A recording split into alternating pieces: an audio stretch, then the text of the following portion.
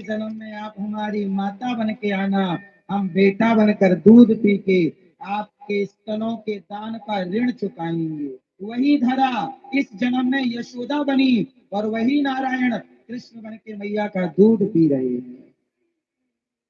इसका मतलब ये हुआ कि की गई सेवा और दिया गया दान कभी व्यर्थ नहीं होता, उसका फल अवश्यमेव भोक्तव्यम, उसका फल अवश्य मिलकर ही रहेगा। इसलिए कहता हूं कि गौरी गोपाल आश्रम में मैंने जब पहली बार ये कथा सुनी अपने गुरुजनों से, मैं बहुत छोटा था, तब से मेरे मन में संकल्प आया कि जैसे माता धरा के द्वार से कोई संत भूखा नहीं जाता, ऐसा धरा काम करती, ऐसे ये दास अनिरुद्ध भी काम करेगा कि गौरी गोपाल से कभी कोई भूखा ना जाए। इसलिए आज भी गौरी गोपाल आश्रम में 30,000 लोग पर डे भोजन करते हैं।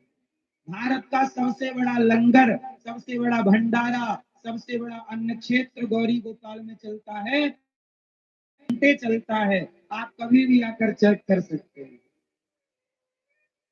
सबको भोजन मिलता है।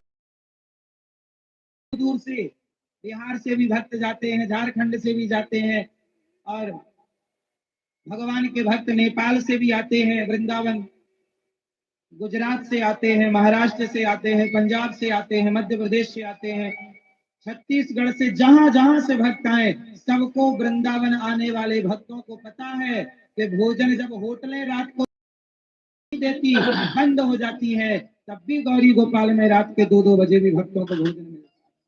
मुझे पता है किसी सेवा से भगवान मिलेंगे, इसलिए कहता हूं कि आप भी इन सेवाओं से जोड़िए।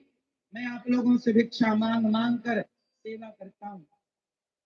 गौरी गोपाल आश्रम में सबकी सेवा होती है, साधु संतों की सेवा, वृद्ध माताओं की सेवा, यहाँ सबकी सेवा होती है। कोई भी आए, कोई निराश नहीं जाता, कोई भी निराश नहीं जाता, सबको पेट भर भोजन मिलता है। इसलिए आप लोगों से मेरी विनती प्रार्थना है, थोड़ा थोड़ा अन्नदान करने योग्य ईश्वर ने बनाया है तो अवश्य कीजिएगा, और नहीं बनाया तो हम भगवान से प्रार्थना करेंगे कि आपको ईश्वर इतना योग्य बनाए कि आप किसी बूढ़ी माता का सहारा बन सकें। गौरी गोपाल आश्रम में जो 300 वृद्ध माएं हैं, आप उन्हें भोजन दे सकें, और हजारों संत जो नित्य भोजन करते हैं, एक दिन का भोजन आप करा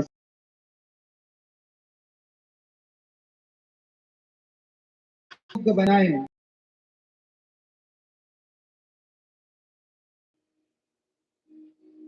प्रिय भक्तों, भगवान की ये दिव्य कथा, भगवान श्री कृष्ण प्रकट हुए, है प्रकट गोपाला परम दयाला यशुमत के हितकारी। और जब भगवान प्रकट हुए तो